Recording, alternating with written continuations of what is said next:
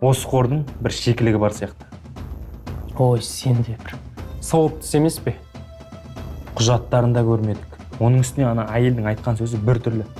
Офиста отырмаймын, ақшаны 3 күн сайын айтқан жерге алып келесіңдер дейді. Мүлдем логикаға сыймайды.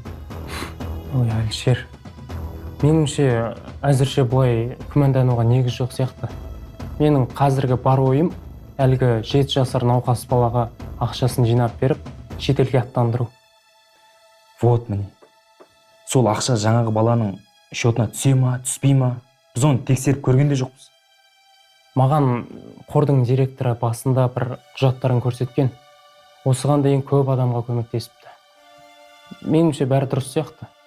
Онда неге әлеуметтік желі арқылы ақша жинауға қарсы болады? Енді айтты емес пе, ол жақта алаяқтар көп деп. Мүмкін осыған дейін ауыздары күйген шығар. Міне, осы сөзінде шикілік бар. Әлеуметтік желі арқылы ақша жинайық десек, реакциясы мүлдем басқаша болды ғой. Білмеймін. Кішкене уақыт ақша жинап көрерміз, а? Менің ойым мүлдем басқа. Әлеуметтік желіге жақсылап жазып таратайық. Ақша еселеніп жиналады.